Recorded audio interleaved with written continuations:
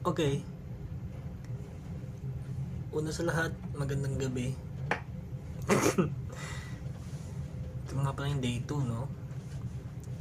Yung day 1, di ba sabi ko, nasa Houston kami, didikit kami. Actually, nakadikit kami. Nag-alongside kami. Sabay-sabay.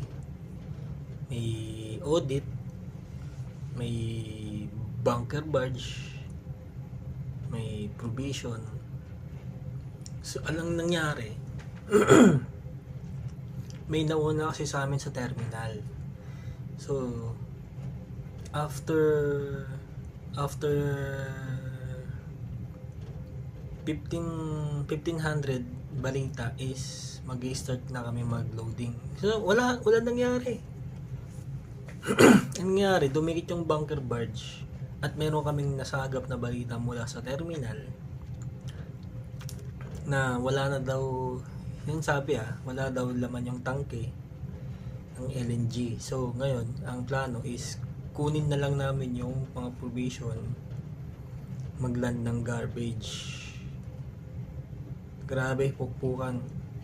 Tapos in-interview pa ako dun sa sa audit, yung DNV flag state, in-interview pa ako. So okay naman lahat, masaya naman. Kaso sobrang pagod. Tapos after ng provision, standby na ulit kami sa station namin para mag cast off, tugboat, cast off ngayon. Tapos prepare pa kami ng combination ladder. Ang combination ladder dito is manual, napakahirap. Hindi kaya ng dalawang tao lang. Kailangan talaga 3 tao.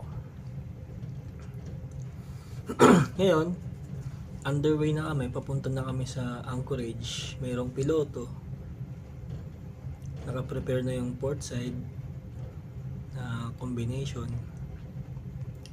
So, naghihintay na lang ng tawag kapag bababa na. Tapos, yung bababa na yung piloto. Tapos, i-secure na namin. Anong oras pa ako gising? Alas 9 ng umaga. 10:45 na ng gabi. So, magpipiloto pa, bababa piloto, tapos mag-anchorage. I-standby na naman. Push lang, putang ina. Okay lang yan. Kasi, alam mo bakit? Kasi may allotment na.